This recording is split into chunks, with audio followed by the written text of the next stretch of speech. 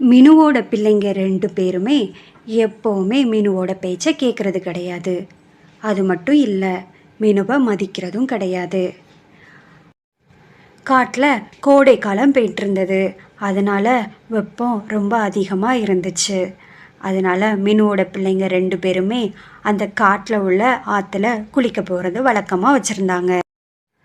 அந்த ஆற்றோட ஸ்பெஷல் என்னன்னா, அந்த ஆற்றுல கோடை காலமாக இருந்தாலும் எப்போவுமே தண்ணி இருக்கும். அந்த ஆறு எவ்வளவு ஆழம் இருக்குங்கிறது அந்த காட்டில் உள்ள யாருக்குமே தெரியாது. அம்மா, ரொம்ப புழுக்கமாக இருக்குமா இன்னைக்கு. நாங்கள் 2 பேரும் இன்னைக்கு ஆற்றுல போய் குளிச்சுட்டு வரோம்மா. அதெல்லாம் போக வேண்டாம். அந்த ஆறு எவ்வளோ ஆழம் இருக்குன்னு இந்த காட்டில் உள்ள யாருக்குமே தெரியாது. ஏதாவது பிரச்சனையில் மாட்டிக்காதீங்க. மினு இப்படி சொன்னதுக்கு அப்புறம் மினுவோட பிள்ளைங்க 2 பேரும் பிளான் ஒன்று போட்டிருக்காங்க. இங்கே பாரு, நம்ம இன்னைக்கு ஆற்றுக்கு போயிட்டு செமையாக என்ஜாய் பண்ணணும். அம்மாவுக்கு தெரியாமல் தான் போக முடியும்.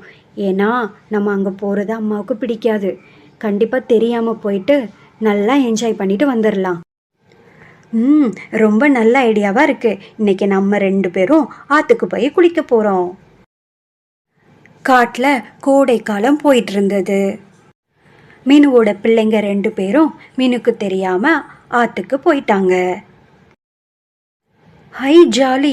ஆறு எவ்வளோ அழகாக இருக்குது. இந்த வெப்ப காலத்துக்கு இதில் குளிச்சா எவ்வளோ சுகமாக இருக்கோ. வா வா, சீக்கிரம் போகலாம். வரேன், வா போகலாம். மீனுவோட பிள்ளைங்க 2 பேரும் ஆற்றுல குளிச்சுட்டு இருந்தாங்க.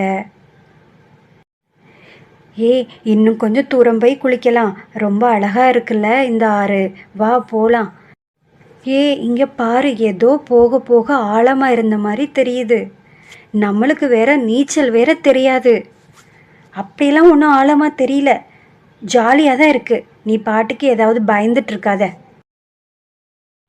அவங்க அப்படியே போயிட்டு இருக்கும்போது மீனுவோட பிள்ளைங்களில் ஒன்று மூழ்க ஆரம்பிச்சது.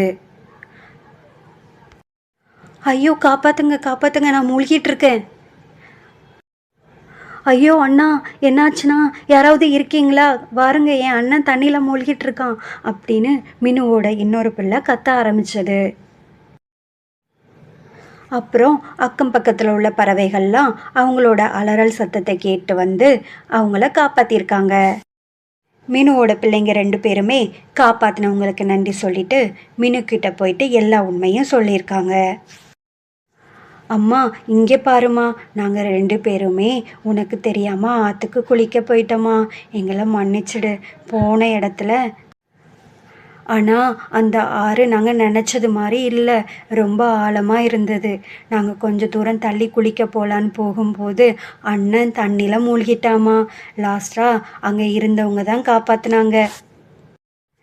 இப்படி சொன்னதும் மினு, நான் எத்தனையோ தடவை உங்ககிட்ட சொல்லியிருக்கேன், அங்கே போக வேண்டாம். அந்த ஆறோட ஆழம் எப்படின்னு யாருக்குமே தெரியாது.